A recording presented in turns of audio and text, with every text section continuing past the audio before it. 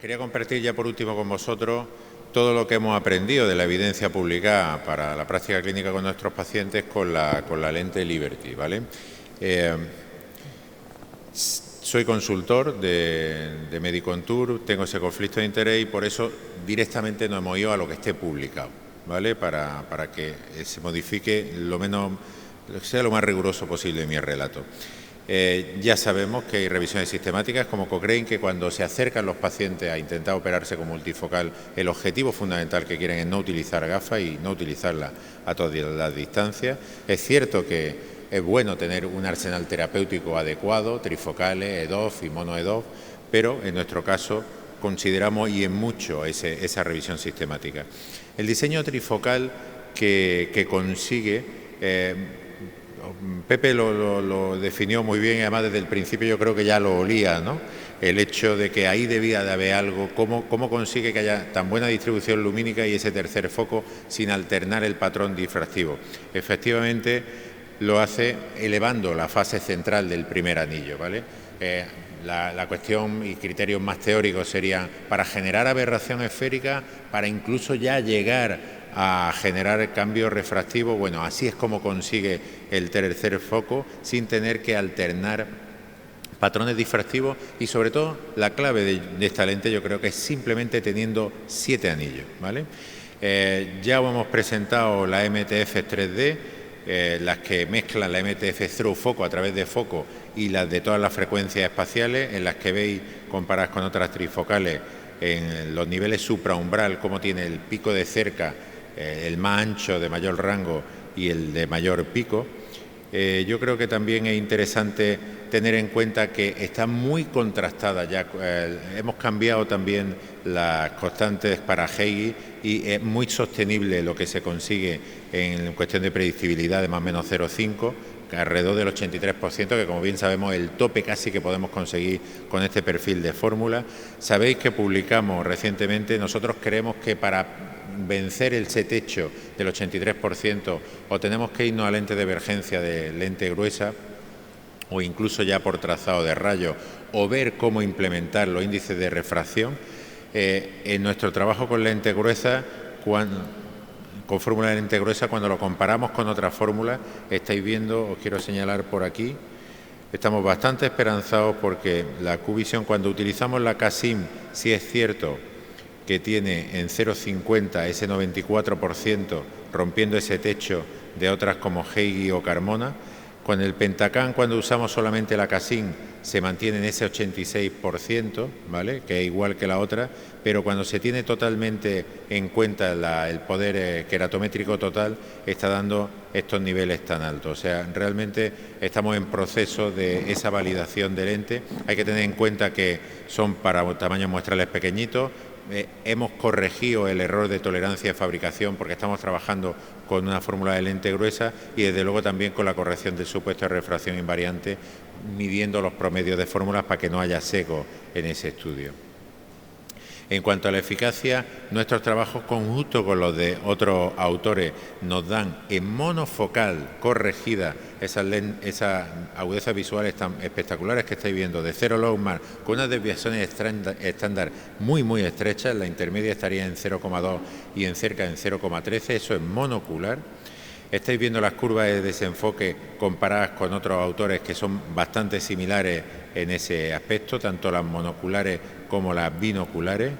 En términos de sensibilidad al contraste también son unos resultados pues como los que habéis estado viendo en curva de desenfoque de sensibilidad al contraste y muy consistente con otros autores. El punto de corte de cuándo podríamos mejorar la sensibilidad al contraste de los pacientes una vez lo operamos es bastante consistente. Ese OSI de 1,56 cuando lo medimos a doble paso, o sea que incluso el gran mito que es no operemos a pacientes hemétropes hasta que no estén muy adelantados, si tienen ese OSI de 1,56 mejoraríamos la sensibilidad al contraste, aunque otra cuestión sería ver los efectos disfotóxicos.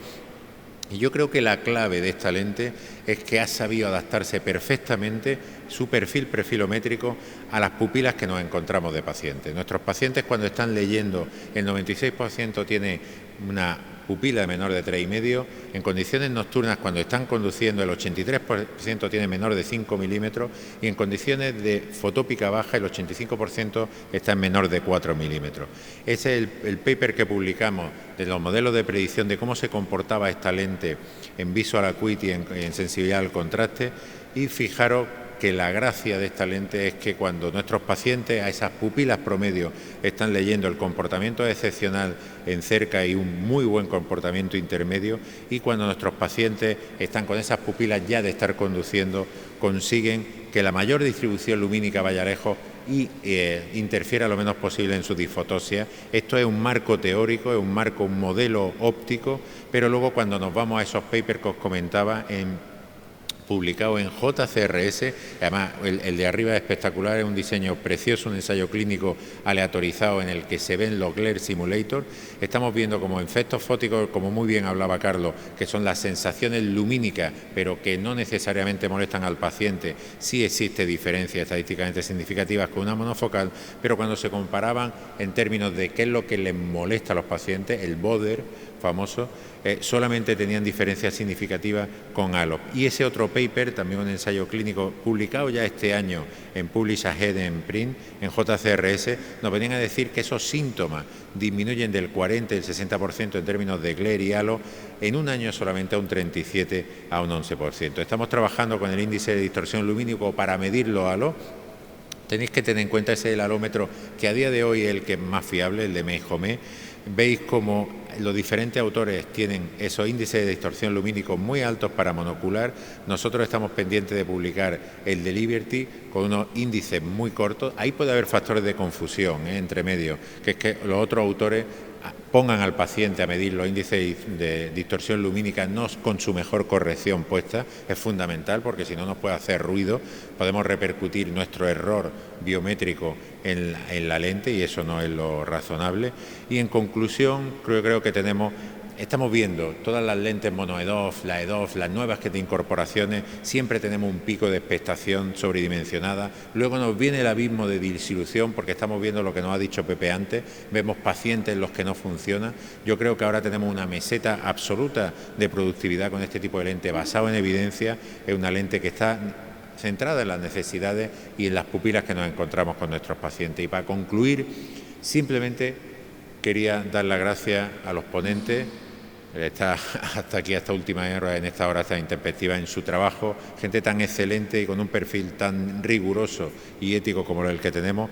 Y desde luego quiero agradecer a Miguel Ángel, Isabel, el compromiso que siempre ha tenido con la docencia, basada en evidencia y con rigor, y desde luego sin meter mano en ninguno de los simposios que hemos tenido totalmente libertad. Es un honor trabajar contigo, Miguel Ángel. Muchísimas gracias a todos por vuestro esfuerzo.